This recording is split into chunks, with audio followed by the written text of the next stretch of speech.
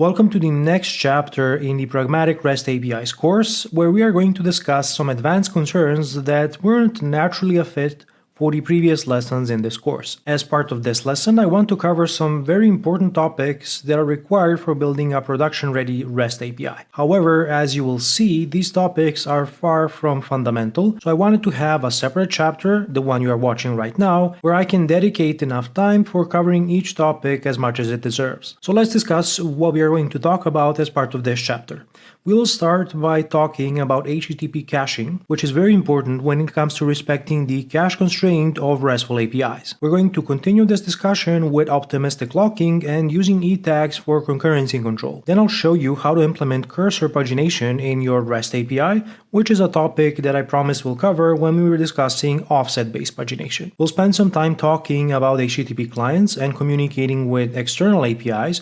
I'll introduce you to Refit, which is an automatic HTTP client generator, and we'll discuss how to implement HTTP resilience using Poly. Rate limiting and idempotence are unavoidable topics when it comes to building production-ready APIs, and we're going to cover both as part of this chapter. In all of our lessons so far, we were building our API that was meant to be consumed by a client, which is typically a web application.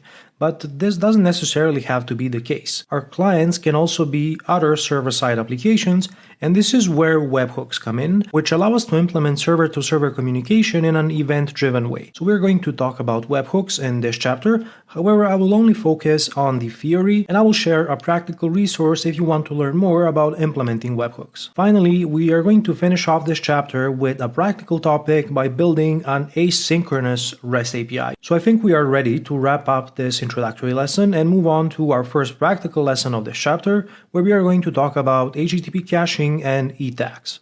In this lesson, we are going to talk about caching in REST APIs. This might be a little different to the caching you are probably used to implementing in your applications. HTTP caching relies on request and response headers, and also our REST API properly implementing support for these headers. Here's a reminder about the cache constraint for REST APIs. It simply states that all of our API responses should clearly communicate if they are cacheable or not. How this is implemented in the HTTP standard is using the cache control header. But what is the goal of caching? Why do we do it? Well, obviously there has to be a big payoff for implementing something like this, and the answer is performance. By implementing caching inside of our REST API, we can improve the performance of the application. Client applications will typically cache the responses of GET requests, which saves them from making an additional network request if the resource hasn't changed in the meantime. Another benefit of caching is that the REST API can also perform cache validation, and if the value has not changed, it can simply return a 304 not modified response to the client, and this will improve the network efficiency because we are transferring less data over the wire. There are a couple of different cache types that can play a role in HTTP caching. We have the client cache, which is typically the browser or a mobile application. We have a gateway cache, which is typically a reverse proxy, and then there is the proxy cache. I know this is a bit confusing, but typically these will be your content delivery networks. So in the overall journey of an HTTP request from a client application to a REST API and back to the client, it can pass through all of these components, and all of them may perform caching to improve the performance of our application. Now the next question is, how does HTTP caching work? And how do we implement it inside of an ASP.NET Core application? There are two approaches to implementing HTTP caching. The first one uses the cache control header, which specifies a maximum age for how long you can cache a given response. This is the so-called exploration model, where we can cache a value for a fixed time period. To give you an example, let's say we send a GET request fetching the entries from our REST API, and this GET request passes through a cache component. In this case, we're getting a cache miss, so we have to reach out to our REST API, which responds with 200 OK and a cache control header. The cache control header determines how long the cache can cache the response. In this example, the cache is the one returning the response back to the client. In the subsequent API request, we encounter a cache hit, and there's no need to reach out to the REST API and execute the API endpoint. Instead, we can simply return 200 OK and the response body directly from the cache. Now let's jump into the code and see how we can implement support for this HTTP caching model. Now in order to implement support for HTTP caching, we have to do two things. First, I have to introduce the required services to achieve this, and what we are going to be doing is implementing support for response caching. So I will say builder services add response caching, and I will call this inside of the add API services method. The second thing I have to do is to add the respective middleware. So let's introduce this middleware after use course, and I will say use response caching. So this takes care of the required setup, and now I just have to turn this on. And how you can do this is by decorating your controller or an individual endpoint with the response cache attribute, and here I can set the duration for how long the responses from this controller should be cached. Let's say I set the value to 120, which means 120 seconds. You can also set the response cache location.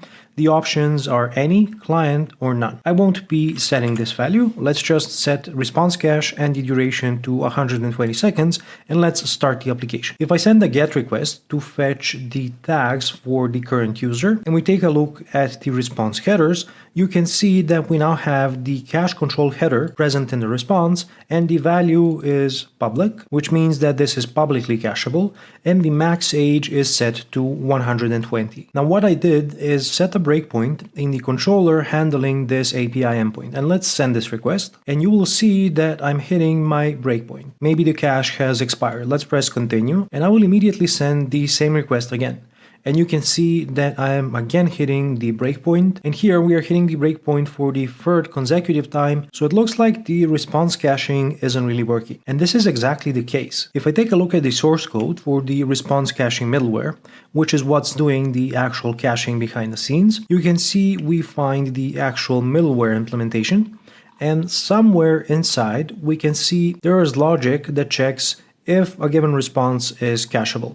Now, what constitutes a cacheable response is this policy provider, which has an isResponse cacheable method. Now, if I go into the respective implementation, you will see some logic for determining if a response is cacheable, but also at the top of this class, there is an attempt response caching method.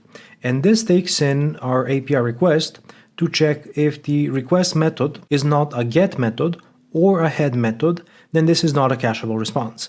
Another huge constraint when it comes to what's cacheable is the presence of the authorization header.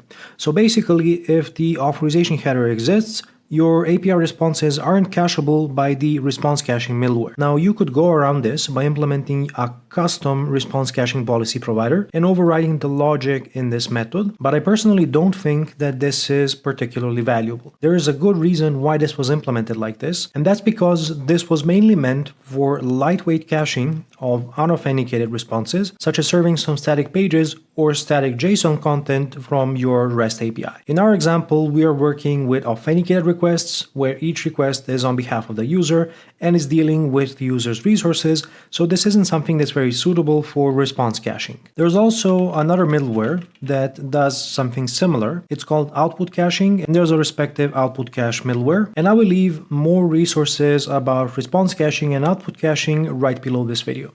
As for our pragmatic implementation, we will not be using this to implement caching. However, I will leave the response cache attribute in place because it will allow me to set the cache control header. Now let's discuss the second approach for implementing HTTP caching. This is the so-called validation approach to caching, and it uses an eTag header that the REST API returns. Now let me demonstrate how this works with a diagram. Our client is going to send a request to the entries resource, and because this is the first request, there is no value in the cache. So we're going to send a request to the API, and the API responds with 200 OK, the content, but also it includes an eTag header in the response. Now this is a unique value that we can derive from the response body and turn it into something that we can place in the header, and then we're going to return the response to the client. The client is going to store the response of this request, including the eTag header, and in a subsequent request, the client can include an if non-match header containing the eTag value.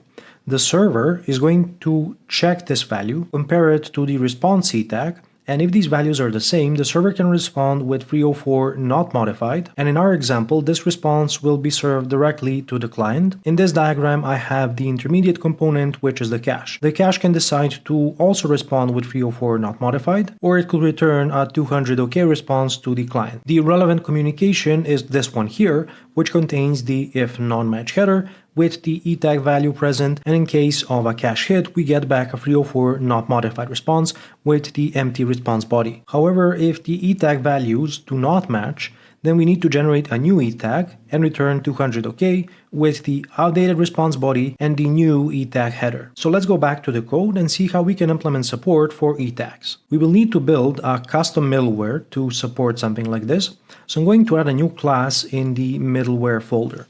Let's call it the ETag middleware. Now, in order to save us some time, I'm going to drop in a couple of components that we will need to support this.